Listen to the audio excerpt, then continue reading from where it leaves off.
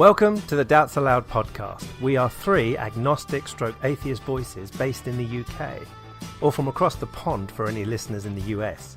We have an avid interest in discussing religion and theism with a strong emphasis on Christianity.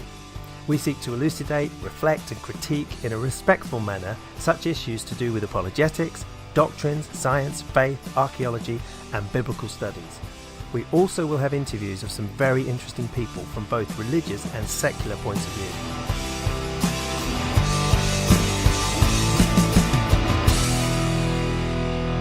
view. Okay, we are back for Doubts Aloud Episode 6. And we've got an interesting show today. We've got some current news items, a couple of interesting things. We're carrying on with the Summer of Atonement. We'll be looking at sacrifice. Francis has got some very interesting information on all things related to both those subjects. And so, Ed, let's just kick off this show with some news items. What have you got? Well, actually, I went to see Book of Mormon for the first time on this week. And so I believe you've seen it, Andrew. I've seen it. Yeah, I've seen it. Francis, have you? No, it's one of those things I keep meaning to go and see, and I never get my act together to get us all sorted out and get us tickets. So it's one of those still on my to-do list. Yeah. Yes, well, you should do it. But Ed and I have seen it. Ed, my thoughts on it was that I saw it about a year and a half ago, and I came away thinking this is like a veiled poke at all Christian fundamentalism, actually, but they sort of use the Book of Mormon as the scapegoat. There's my sacrifice pun for you. Yeah. Nice one. That's right. Nice. Yeah, I got that too. Yeah. See, everything on this podcast links together, you see, so it's all scripted. That's right. No, we don't just throw this together, you know. Yes, yeah. No. Yeah, it was a sort of blatant poke at fundamentalist religion, but they thought if they make it Book of Mormon, people might get the message, without being quite so offended. I think for me, Ed, the essence of what came across to me in the Book of Mormon was just the almost irrelevance of their whole faith, their whole sort of evangelistic zeal, going out there doing what they have to do, and had no impact, no relevance to the culture. And that's what I took away from it. Okay. I took away more what the nature of religion is. So there was the way it ended with, it doesn't matter what you believe, if it does you good, go with it. And this thing where when it all started falling apart, they said, oh, well, it was only a metaphor anyway. Those are the two big things. Right. Well, if I manage to go and see it myself, I'll let you know what I took away from it. Yeah. Okay, well, we'll wait for that then. Yeah. Ed, what's the next bit? Well, I thought we could give heads up to SkyDivePhil, who was our speaker at the London discussion group, the Unbelievable discussion group, just this week. I thought he was tremendous.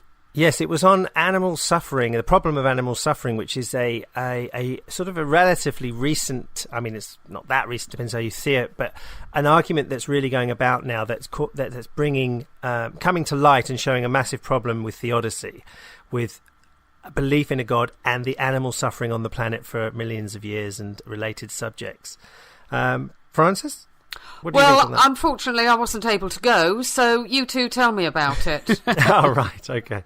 Well, I thought it was one of the best talks that we've ever had. I mean, it was like a bullet, it was like a machine gun approach, I suppose, of points to make. And I was just like blown away with aspects of this argument that I'm thinking, this is just so strong. That's what I came away thinking.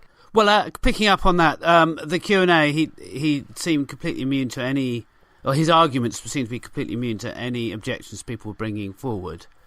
The amount of contortions you need to do to make an Adam and Eve fall kind of explanation for suffering work, it just got more and more ridiculous as it sort of unhinged, because the basic point is that animals suffered for millions of years before Adam and Eve, or humanity, if it's more metaphorical, was about. So you've got to do this weird retrospective understanding and all that kind of thing.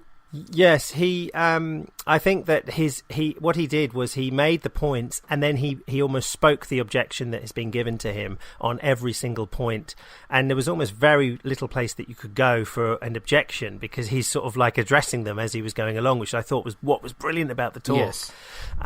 So he could say, well, you could say there's no millions of years and you'll be a young earth creationist and you go that route, and then all the problems there. You could say this, and this, and he was dealing with an objection as he was making his points, and it was like you can't even think of a rejection because he's there already. Yeah. He's done a lot of research on this, and particularly the objection that animals don't actually suffer.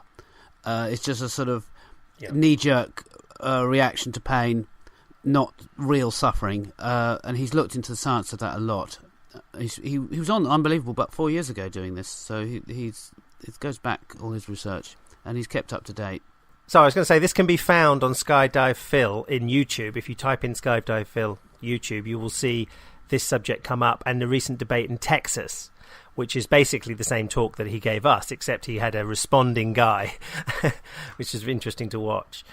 And also John Loftus in the book Christian Delusion also has, or the second one in that series, also has a whole thing on animal suffering. So it is a subject that's getting out there. In the questions afterwards, how did the theistic side represent themselves? Was there much comeback from the theistic? Actually, no, there wasn't. Actually, I was thinking this is going to be fascinating to see if anything, but I don't think that there was any. I think the only thing would be somebody sort of maybe alluding to. Again, the objection he brought up, there's the answer that we don't know yet. God might have sufficient reasons that we don't know, so playing into our ignorance of, a bit like the Job scenario, who were you, where were you at the beginning, that sort of resolve, which is sort of an escapism really, but apart from sort of hints at that, it was, unless it must have been in the small group conversations afterwards, because there wasn't really anything major coming up. I know that one person talked about early theology in the church fathers, but it didn't really sort of impact on what he was saying. So it was just a terrific talk. I wish we'd recorded it really. I was thinking that I wish it had been recorded so I could listen to it. Yeah.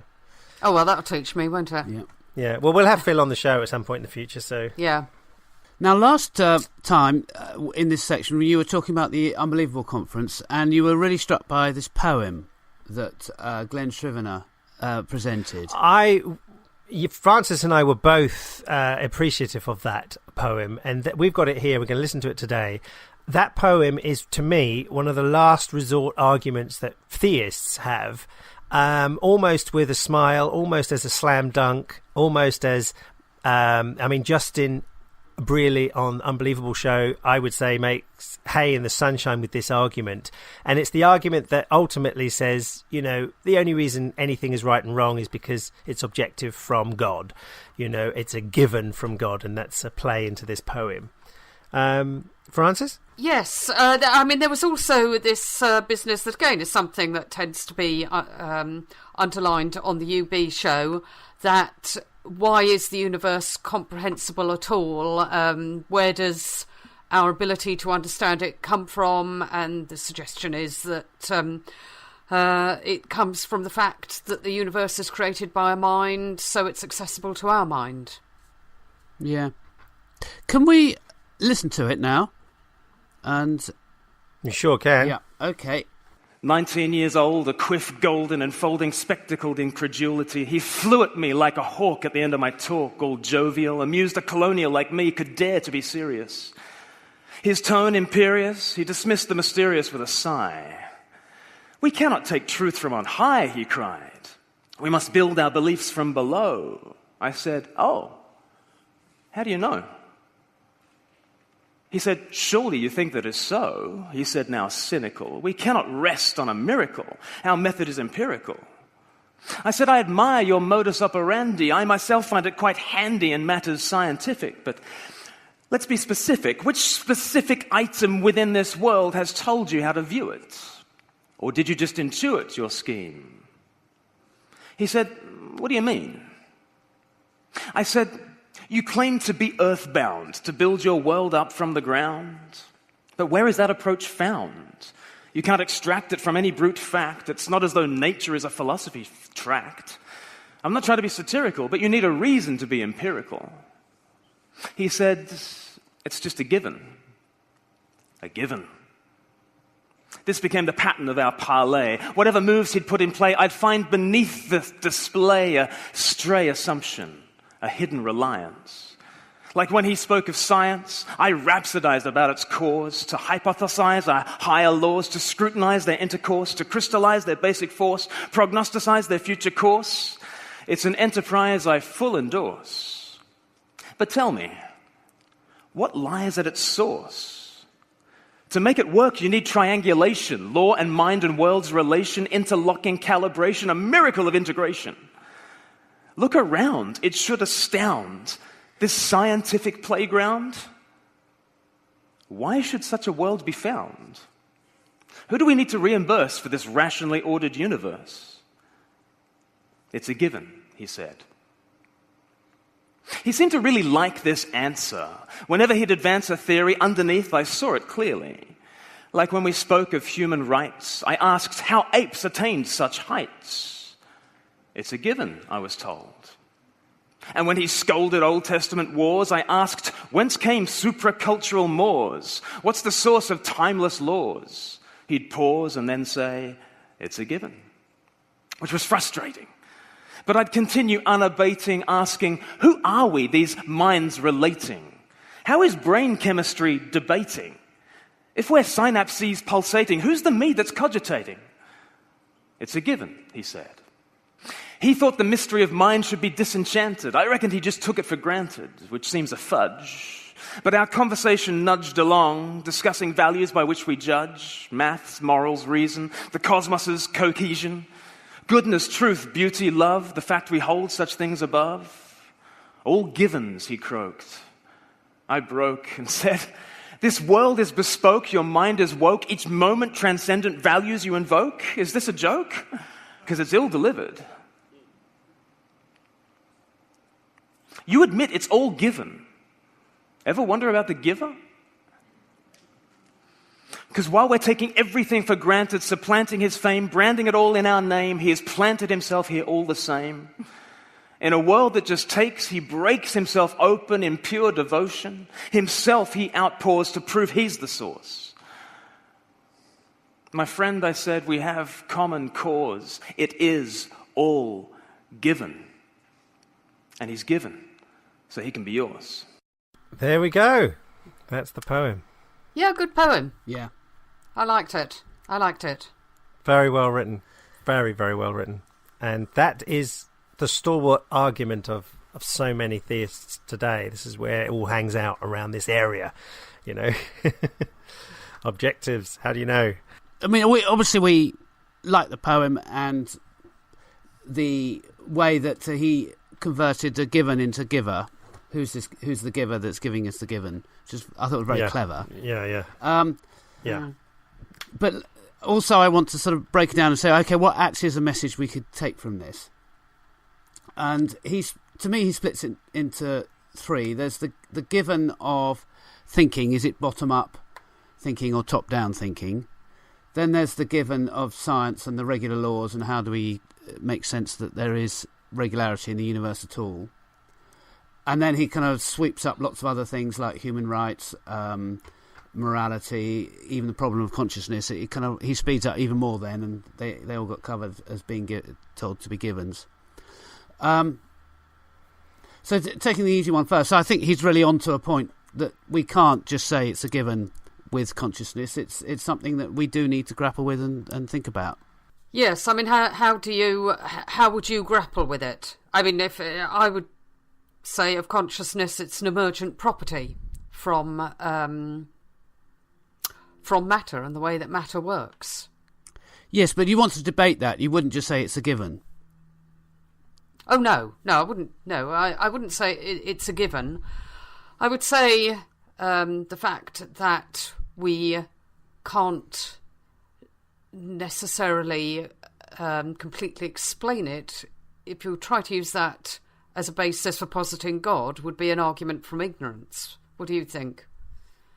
Do you think that's a fair response to make? I thought that was particularly the case with this second point when he talked about science, which is quite a big chunk of the poem. And basically, if we're actually taking something from that, we're saying, well, we don't know why there's regularity in science, therefore, or in the laws of nature, therefore God, which is this argument from ignorance that you were talking about. My take on just the way that it comes across when you hear that read is I seriously doubt whether, in fact, it'd be interesting to ask him point blank whether the actual guy said given or whether that was an interpretation of the points of their argument, so would the guy poetically have said, well, it's a given because it fits poetry well, but not necessarily. He might have just said, well, it's the laws of nature, and then it'd be interesting to see what actually was said. But the point remains is that the argument always goes with all of this whole thing is that you can't even have a conversation because we're all appealing to something outside ourselves. And of course they make the link to God. And it's a given, and then there's a giver, and that's just the obvious thing, a designer, that sort of thing. The biggest given of all is the presuppositional apologetics, where they just assume God and even assume the Bible, and everything flows from that. And it's a completely unthinking adoption of belief in God, and because that is this top-down alternative. You've got the top-down or the bottom-up, which is and the 19-year-old is saying we do it bottom-up and that's a given, and Glen is pushing back against that. What do you think about you could actually reverse the argument, and of course fundamentalists are upfront in doing it anyway, because anything you talk about, it's a given that the Bible is the authority of God. It's a given that God is objectively given us laws and rules, and all the conversations you have is ultimately down to a revelation. They know. They turn it around and say, how does the atheist or theist know? We can, and you turn it around. They say, well, we know. We've got this new source of knowledge about God from the Bible, but also just intuitively, we're appealing to it. You have nothing except evolution, So how would you respond to that? There is an argument that's quite well known in philosophy. I don't want to get too much into it now, but you might be familiar with it. Plantinga's, I always get this wrong, evolutionary argument against naturalism. And that's a very similar idea that if we're all just matter in motion, why should we trust our own reasoning? And my answer to that has always been because it works. We can see it works.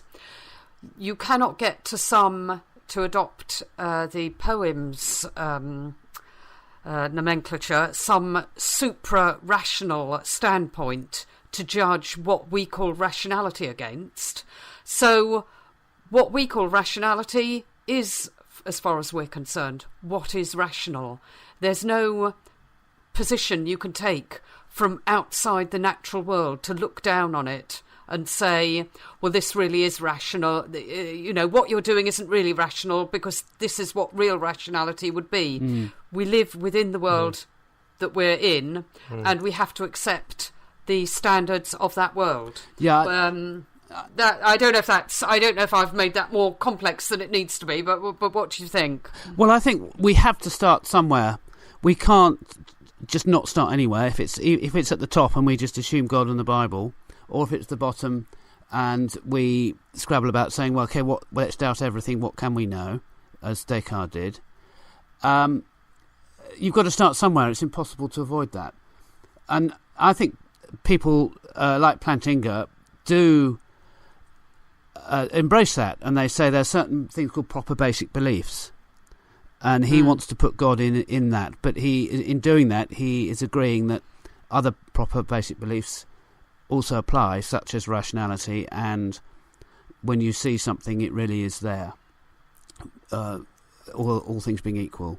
I find the arguments this area is not really my area. Sort of, it's like it's going back to the more philosophical arguments. This is much more your two areas, but I always sort of tie it in more to the fact that even if it was a given, even if there's a mystery out there to just say that these things are a given and we don't know what it is in a material kind of universe, it's still a far cry from, like at the conference, the link from this argument is straight to Jesus with no comment, whereas it could be that there is something else out there and that Yahweh is the abhorrent story that's from the imaginations of men. I think we need to be a little bit kind to him and not say he's making an argument. He's giving a poem that makes you think. Well, yes, it makes you think, what is the backdrop to all of our assumptions? Yeah. But nevertheless, I mean, the assumption, like I said to Francis at the conference, I think I did, that a Muslim could take this and run with it. I mean, I think one of his assumptions, which he didn't bring out, or wasn't able to bring out in the poem, was that God could be the source of supracultural laws, which I think is very much open to question. That you can say that you can found objective morality in God. I mean, there's a big question there that he's rather taken it as a given that you can, and I don't know that that's right. Well, I'm sure we'll bring up this discussion on this kind of area of this poem was talking about many times in this podcast. But, to move on. Yes, we'll now do Is That in the Bible? That's really in my Bible. Well, yes, in today's episode, Is That in the Bible, we are going to have a verse that really serves as a backdrop to bringing us back into the atonement and the concepts of sacrifice, particularly in the Hebrew Bible. And the verse is Genesis 8:20-22. So I'm going to read it out now. Then Noah built an altar to the Lord, and took of every clean animal and of every clean bird, and offered burnt offerings on the altar. The Lord smelled the soothing aroma, and the Lord said to himself, I will never again curse the ground on account of man, for the intent of man's heart is evil from his youth, and I will never again destroy every living thing as I have done. As an incidental thing, by the way, on this verse, I've heard some people say that's a really interesting verse because God actually will not destroy all man with a flood again and with water, but he will in fact destroy all man outside the saved with fire. So it's kind of in the way the rest of the Bible or some of the other parts of the Bible talk, but that's incidental.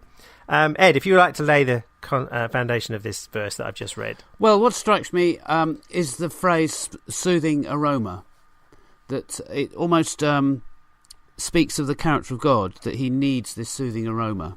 And it's not in isolation. There's a lot of verses in the Old Testament, in the law section of the Old Testament especially, Leviticus and Numbers and everything, talking about sacrifices, and it comes up again and again and again, about 40 times, God needing this soothing aroma.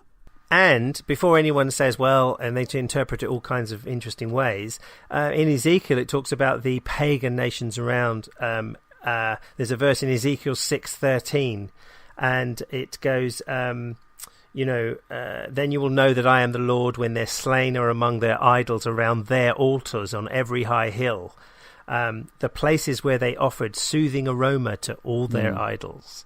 It's the same wording, it's the same language, it's the same concept. So right here in Genesis we have our first, not the first sacrifice, but the first image of this sort of, God responds to this aroma.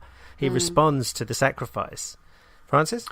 Yes, I think, correct me if I'm wrong, but I suppose the idea was that you had these gods, and for the Israelites it was Yahweh, who weren't sort of physically on the earth, so they were conceived as being up in the sky. And how could you send your sacrifice to them? Well, if you burnt it, then it would sort of go up as smoke up into the sky, and that would be the way that your God would receive that sacrifice. Ancient mindset, absolutely there, Francis. Have you done much reading on this, Andrew, suggesting how much the cultures around Israel were affecting them here? Well, I mean, I think that there's no doubt that, the question is that, in the setting of these stories, which were written sort of a lot later, but sort of in a sense back projected, you could have had oral traditions that come down, bringing in all this in. But I mean, it's almost impossible to see how ancient Israelites or Hebrew culture could not have been affected by the big nations around. And in this one, along with sacrifices we've talked about before, human sacrifice assumptions, like in the Abraham story and other stories in the Old Testament. I don't like to say Old Testament, I like to say Hebrew Bible, as the current mode is. But the idea of nation, the idea, as Francis was pointing out, this sort of very, it would fit with their sort of flat earth idea, a dome going up, and you're ascending up to the gods who are helping sort of your crops come, the rain come, and the biggest thing you can offer is your firstborn child, if not animals. I mean, it seems to me that it's wrapped up in this culture, wrapped up in the surrounding nations' assumptions, and it's quite normal. I would expect to see this language if it was certainly humanly written. Now, this leads perfectly into our wider picture that we were discussing in the last episode on atonement. So we're going to carry on now with our Summer of Atonement. Now, last episode on Summer of Atonement, we introduced the topic, and through Andrew's YouTube Christian diversity video, we saw how even Christians are really rather at sea about this whole issue. And then we got into one atom of quite deep down detail when William Lane Craig made his attempt to show, using Anglo and US law, that it could be justified to pass guilt from one person to another in law. And she got up to full speed working away on that one. This time, I'm hoping that we can take a step back and look at it all historically, tracking the ideas as they develop from this kind of verse we've just been discussing Is That in the Bible?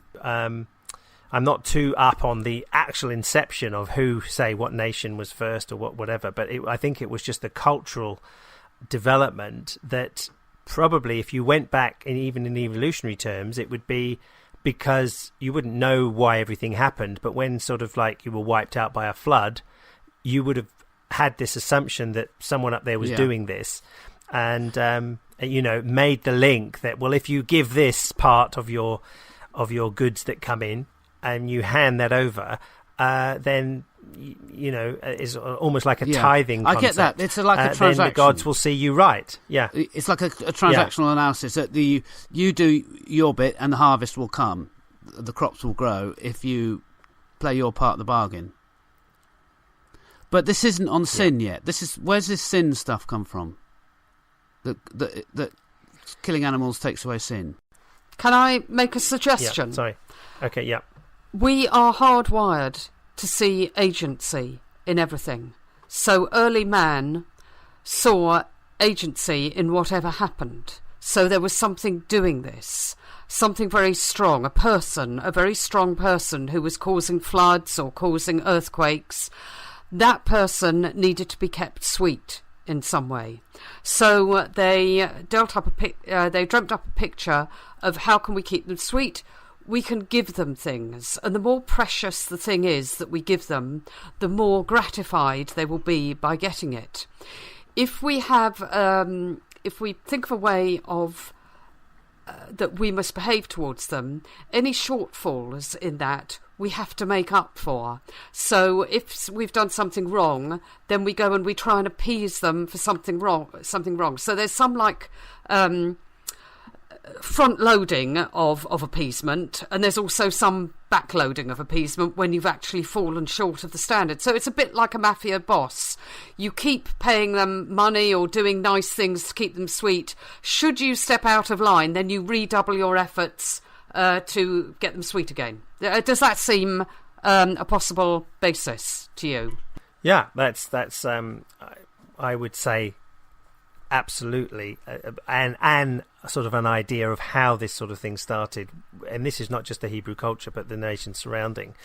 And I just think it seems to be a given right from the retrojection You've versus... gone back to that poem again, haven't you? A given. That's right. We got back.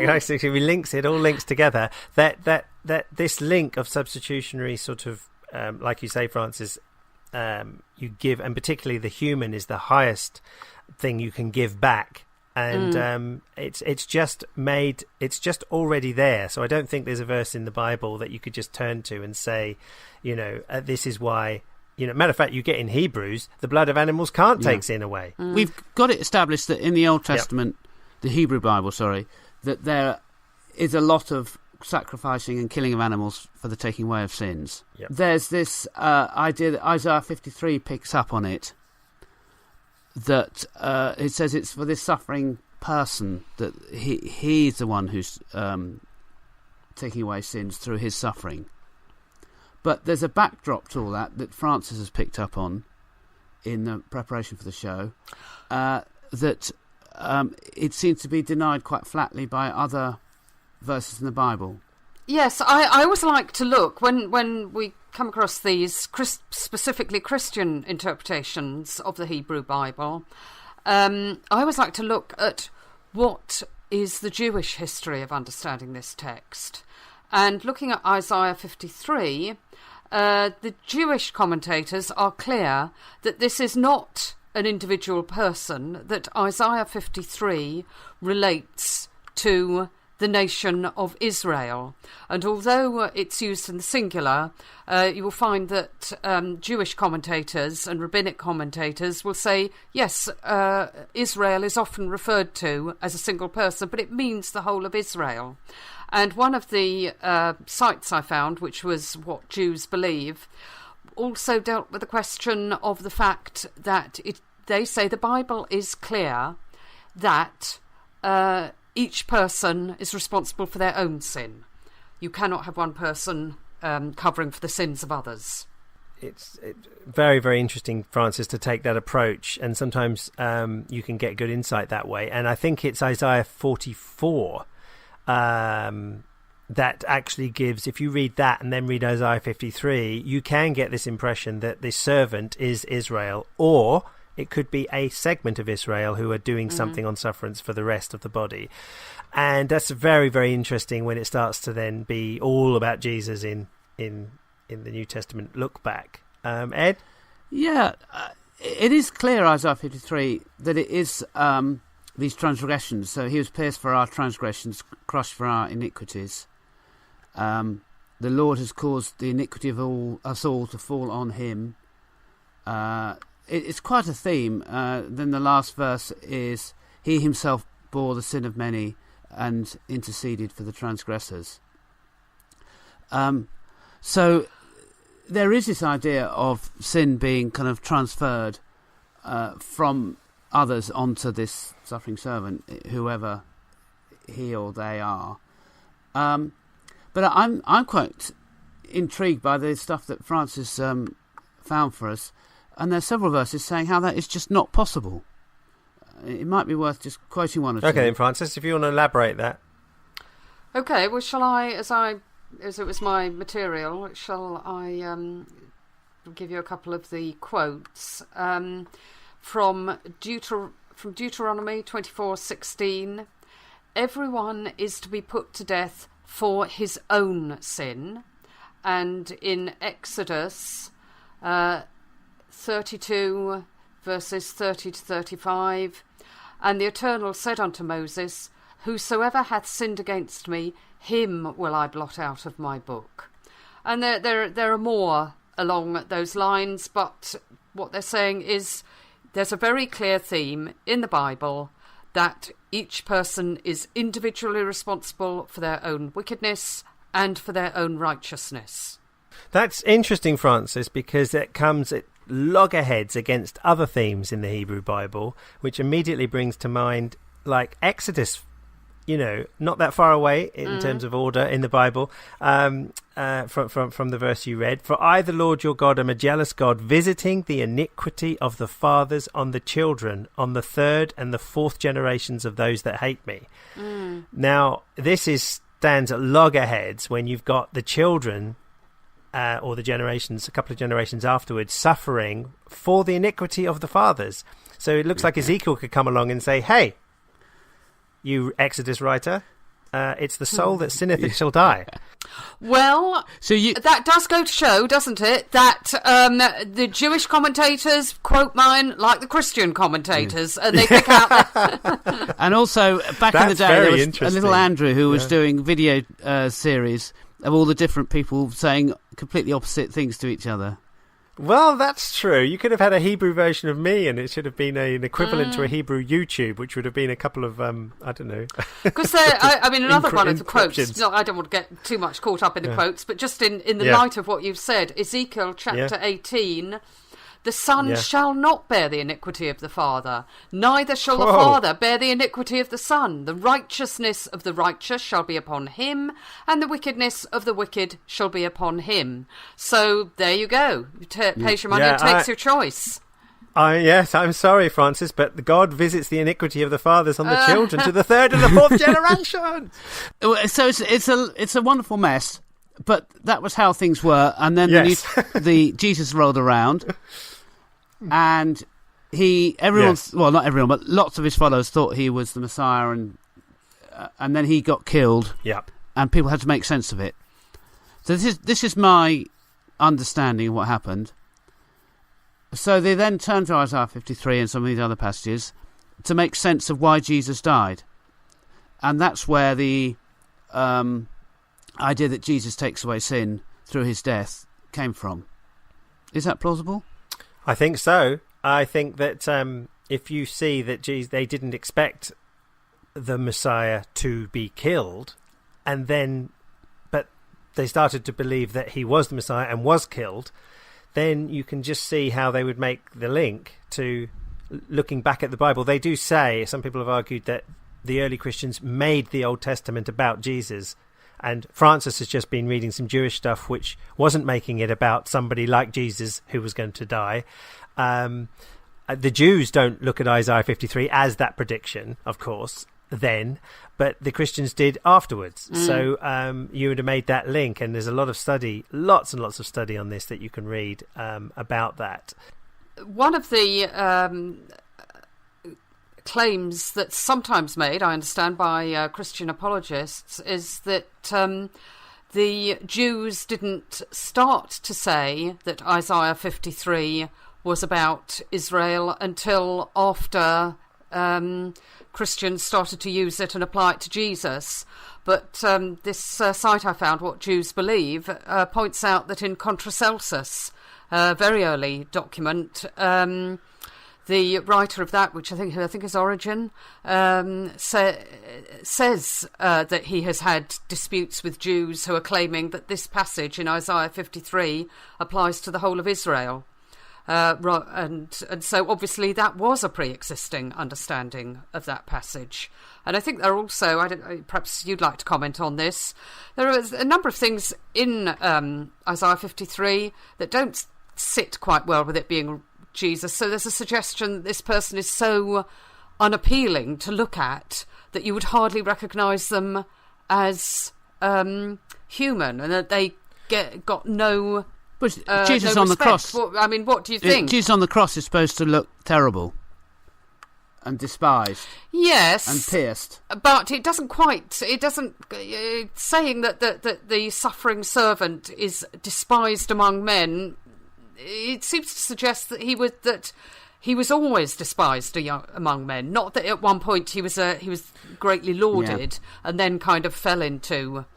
But that's the point. I think I just make that point because I think that there are those issues in Isaiah 53. There are some issues there, Francis, in the sense that he will speak no words, and some people believe Mark wrote his thing about Jesus saying nothing when he was going to the cross, very little, because of trying to fit that scenario. Of course, the Gospel of John throws that out and has Jesus like speaking bookloads, yes. And then there's other things about his offspring. Well, it naturally reads like Jesus will have offspring, so you've got to put that metaphorically.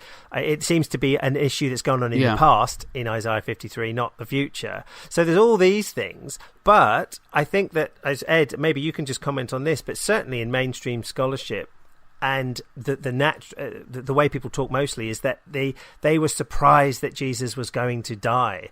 If the disciples could have come round and be the puppets or the mouthpiece for somebody's theology to say, and as in Isaiah, you as the Messiah will die for our sins, but they were shocked. So the whole theme of that has to go out the window if they were fitting this sort of prediction. And that's why. Yes, I agree. And that's my take on Mark's gospel. The Messiah in Isaiah. With this secrecy theme, that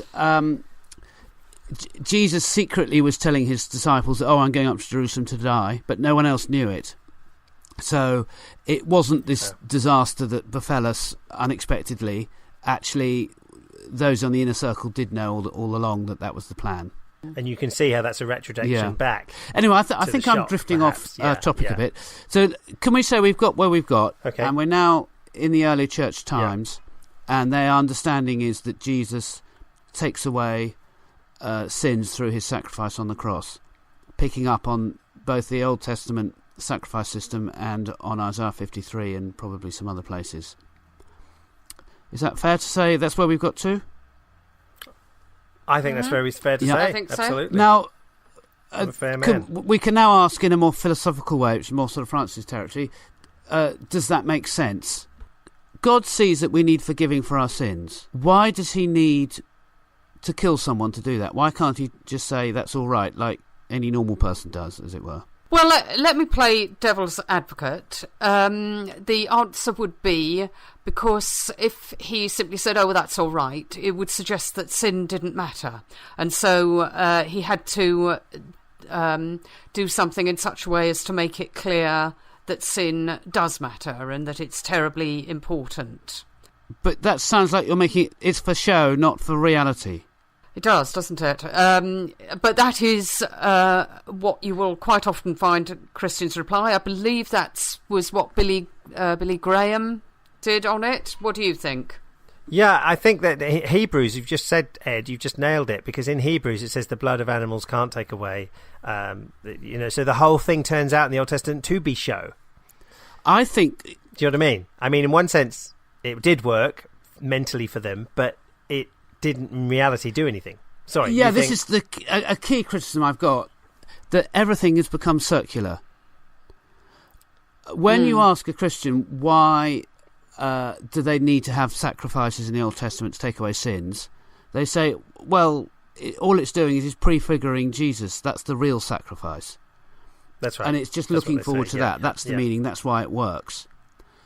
And then the only way we can make sense of Jesus dying for sins is to refer back to the Old Testament and say, well, there's this principle that you have to shed blood to forgive sins. And there's no other way. Yes. And it's become circular. Each refers to each other, and there's no foundation to it all.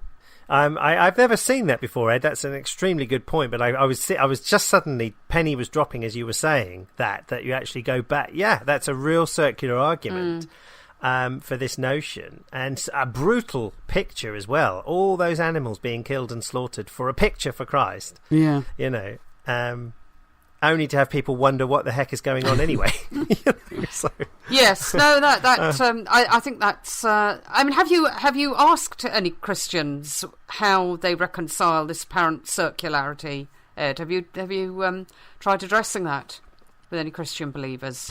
I have, and it ends up with this. What I was referring to as it's all for show. It seems to be. That seems to be how it's done. So there was a metaphor prefiguring the actuality, and the actuality was so that we would understand the metaphor. Is that what they're saying? I don't know. I'm trying to back out now. We're going to do on the next issue of our Summer of Atonement is have a quick overview of the different versions of how Christianity has tried to understand it. So a penal substitution, as Andrew's been alluding to, is only one of several theories. So next time he'll give us an overview of all of them. So I don't really want to go into that territory yet. What I would like to do is to suddenly this reference back to the Garden of Eden that you get in the New Testament. So sin was not that much to do with the Garden of Eden in terms of Adam himself and Eve. They did sin. and God responded. But it wasn't like all mankind have sinned because of that, and we're all sinners because of Adam. That's a New Testament idea, as far as I know. So I wonder where it came from. Francis would probably pick up a little bit on that. It may have touched it on with the Jewish thing, but yes, the Jewish concept.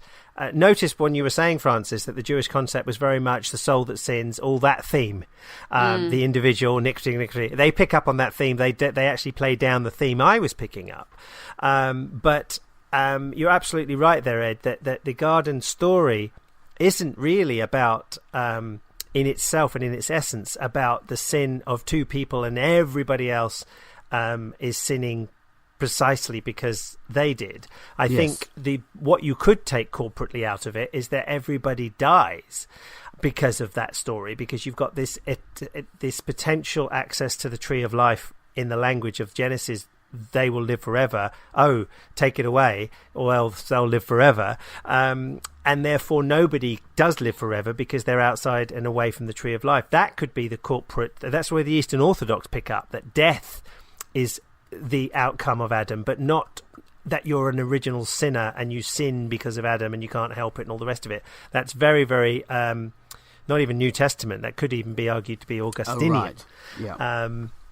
But certainly there was some passages outside of the New Testament around about that era that it's argued that Paul was in touch with, and this idea of Adam damned us all, in some sense, was picked up a lot more by some writings around that period. Yeah.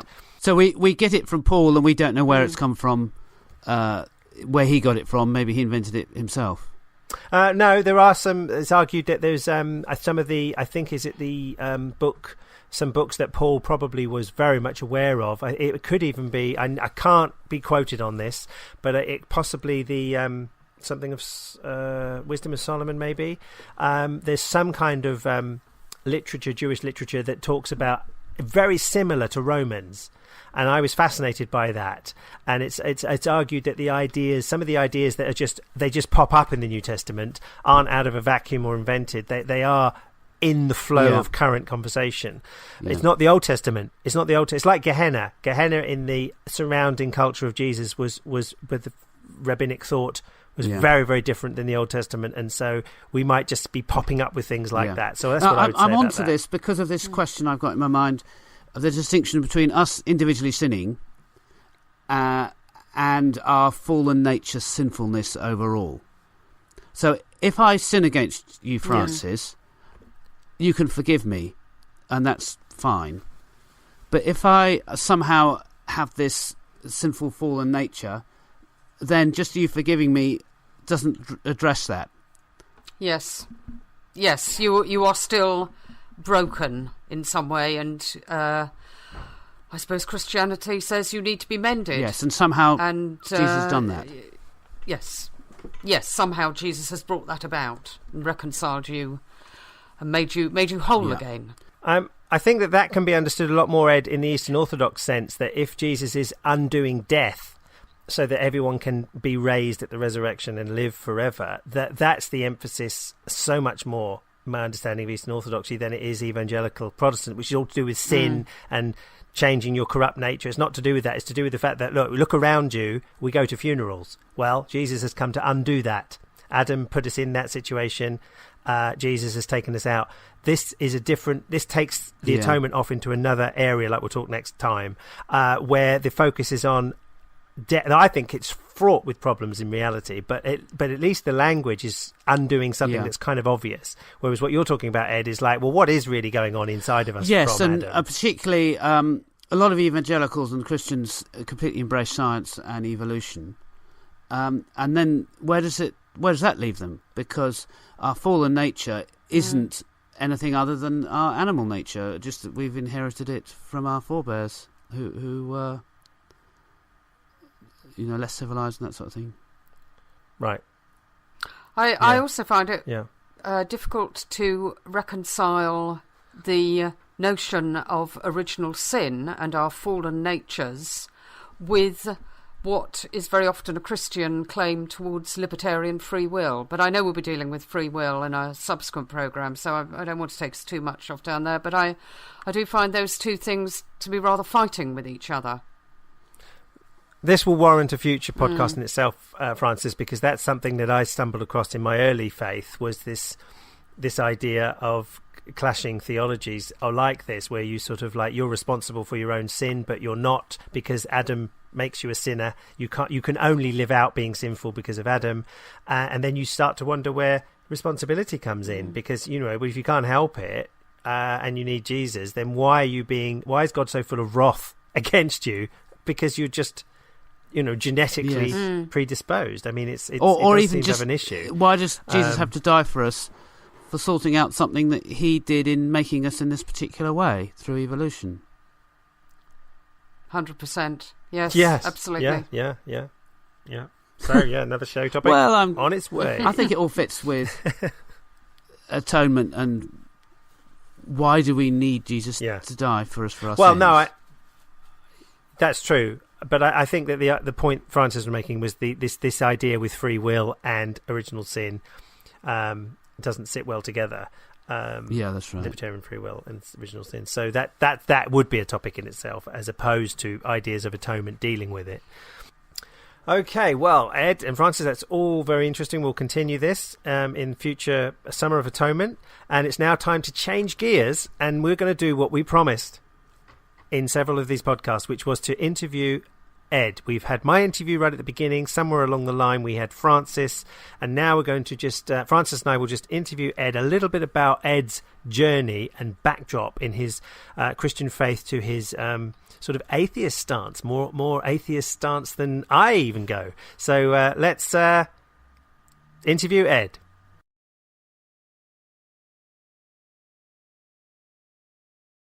Okay, Ed, so I know that you've got a very interesting backstory leading you to today and sitting here talking about your lack of belief. Can you tell us about where you started from and your journey? Yeah, I'd love to. I have the proud ability to say that I've converted twice. So I had a complete change of worldview twice. I was brought up in a very strong atheistic home. My mum died when I was quite young, so I don't really know her full beliefs, but I'm pretty convinced she was an atheist. And my dad was definitely. And I think probably my sister a bit older than me, she became a Christian first, and it could have been, it's so easy to psychologise these things, but it was after our mum had died, and she took a few years to get into it. About 4 years later she was working on me, and I became a Christian in a evangelical setting. Sorry, I'd have to interject there. One thing I can say about what you've just said is that in my terms, I heard someone say you were born again and then you're dead again. Yeah. Yeah. In that journey. So can I say what was sort of sorry to interrupt, motivating me? Yes, come on then. I just love the idea that I should know God, that the author of everything, the most important person, the father of us all, was somebody that I could actually know, that I could have a relationship with. That was a big thing. And then I also really liked the idea of being on the kind of the team that was going to bring healing to the world. That the world's going to be a better place through Christianity. And I was on that team, and we had God's power behind us to help it all happen. So you didn't have an emphasis on hell then for everyone in the world? Everyone was going to hell except for your No, I don't remember that being a part of it. I'm sure it was there, but it wasn't a motivating factor. When you're not brought up with hell, it doesn't have quite the same hold on you. Interesting. So in what were the circumstances in which do you remember the moment of your conversion? Yes. There was an evangelical night put on by my sister's church, and the young people were singing songs, and there was a talk and stuff. And I was attracted buy it all. I thought it did look tremendous and wanted to join in. So I was about 16, so I had a lot of my teenage angst and issues going on. And eventually I said, right, I've decided I'm going to jump in. So I prayed the prayer, knelt by my bed, did the prescribed thing, and didn't feel a thing. So I then needed lots of reassurance from my sister that it was real, even though I didn't feel anything. Have you heard of all this? What did you hope you would feel? What had you been expecting to feel? The presence of God, I guess. Or that there was someone else there in the room apart from me. And you just felt exactly the same. You're right. Right. There was no bursting out in tongues or anything like that, because you were in a charismatic church which had things like... Yeah, that was pretty soon afterwards. Because I had been a Christian quite a while and still hadn't sensed this relationship with God. When the charismatic thing came on the radar, I leapt for it because I thought that would be the way. And I did get myself speaking in tongues. When you were speaking in tongues, did you feel that you were completely taken over, that this was some involuntary phenomenon that had come into you quite outside your own decision and will, or was there any element of perhaps trying to play along with something? Well, I'll try and answer not with hindsight. I felt it was something I had complete control over, and it was like a tap that I could switch on and off of something coming out of me. Where did things, from the Christian Ed's point of view, start to go wrong, and how long after that teenage conversion? It was always a project of mine to sort of break through to God. I felt that I just wasn't getting there, that this relationship with God wasn't satisfactory. It wasn't how I imagined it should be. And so there's all sorts, in the charismatic world, there's all sorts of things. There's healing of the memories was one thing that came and went. There was sort of deliverance ministries to kind of drive out evil demons from you, to stopping you connecting with God, and all sorts of stuff was tried, and just the more simple things like going on retreats and fasting and those sorts of things to sort of get through on this project, that I would get to know God rather than just talk to the ceiling and go through the motions of my spiritual disciplines.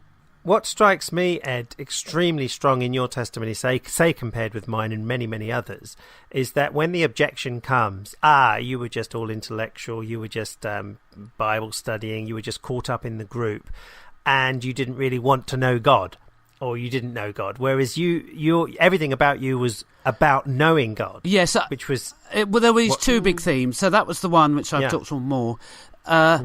So the disappointment was catching up on me with that, because of having tried everything over nearly 20 years and still feeling disappointed. Going out for long prayer walks, coming back angry, because of it just felt like I was a rejected child again.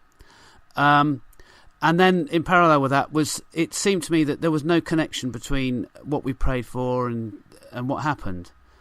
So it wasn't this big team with bringing healing to the world.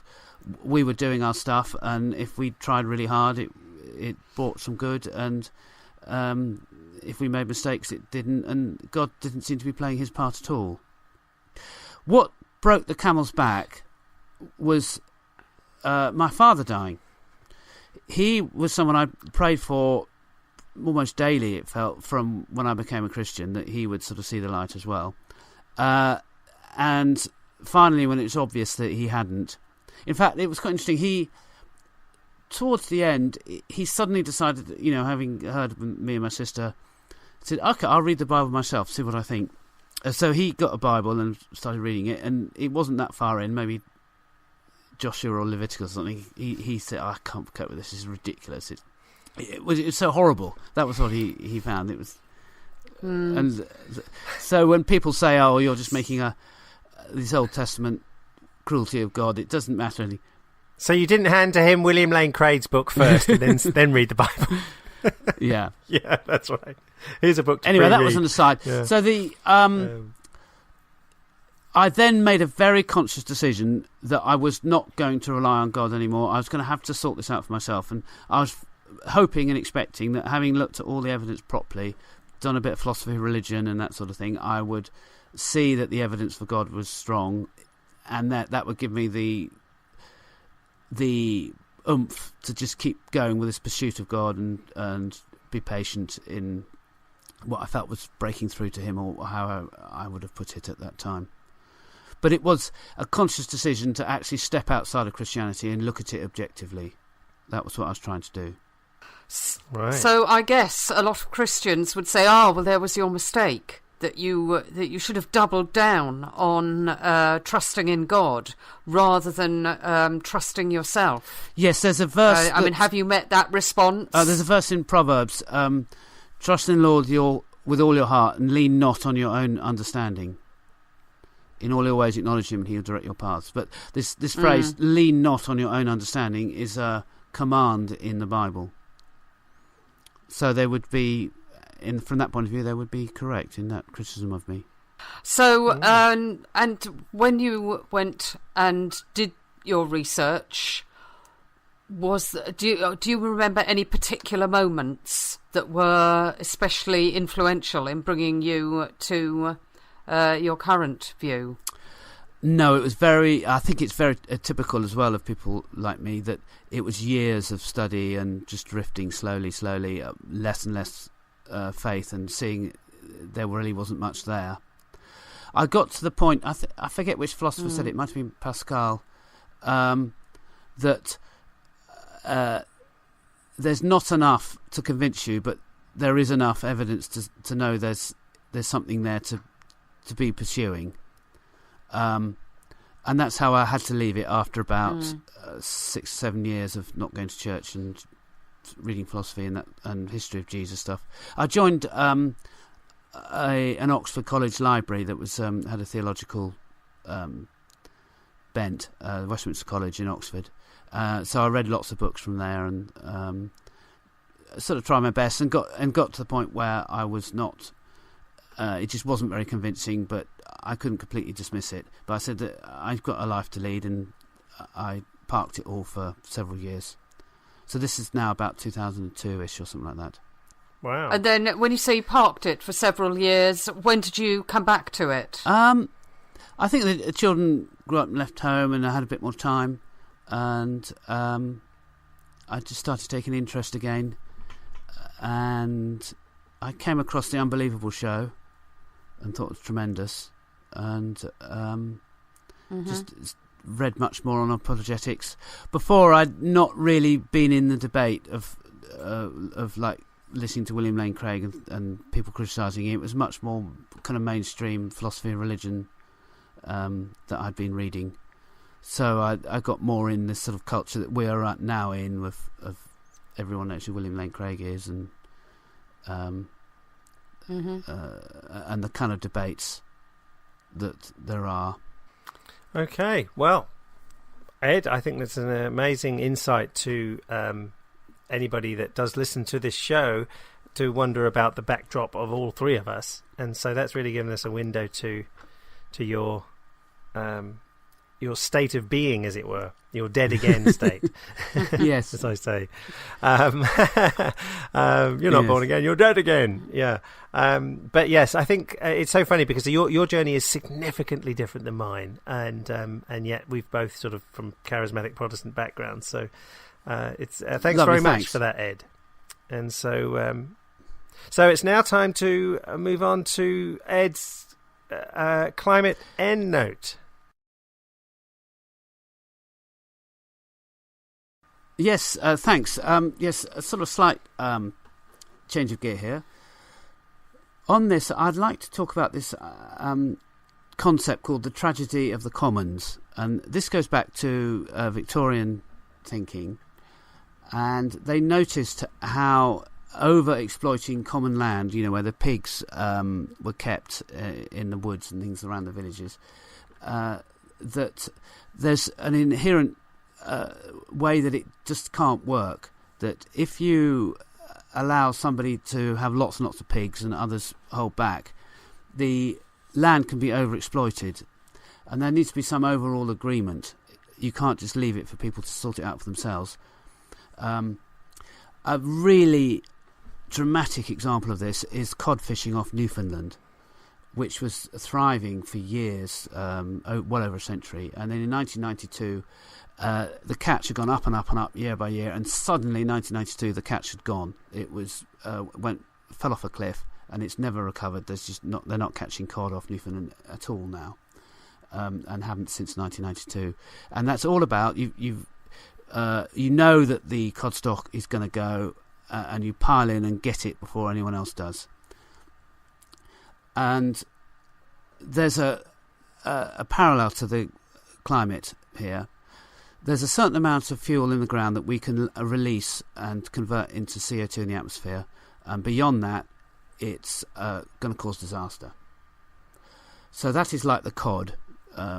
It's a fixed resource. If we all pile in and use it while we can, and then sort out the pieces when the planet's temperature is vastly out of control, then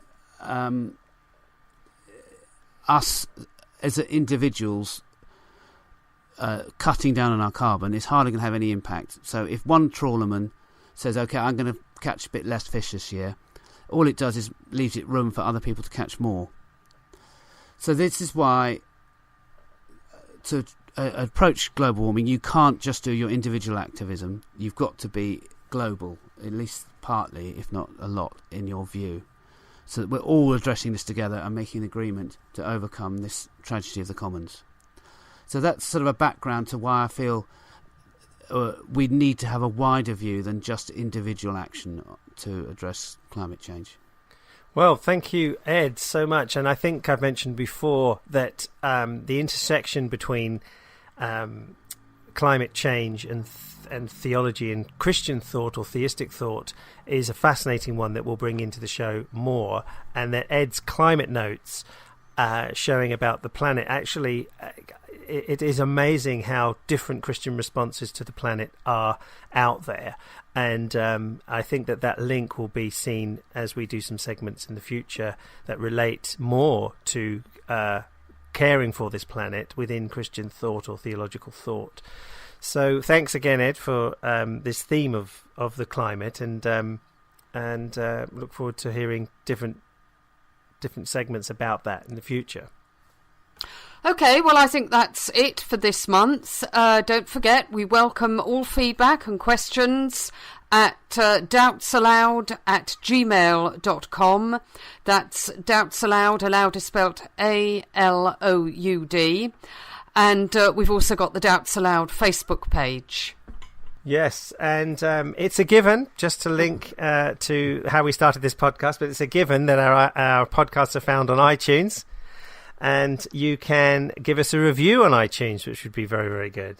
And so thanks a lot for listening, and look forward to increasing our listeners in future podcasts. So as we wait for episode 7 and a continuation of the Summer of Atonement and various other interesting elements, even interviews coming up.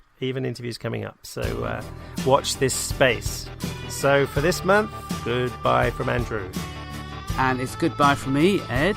And goodbye from me, Francis.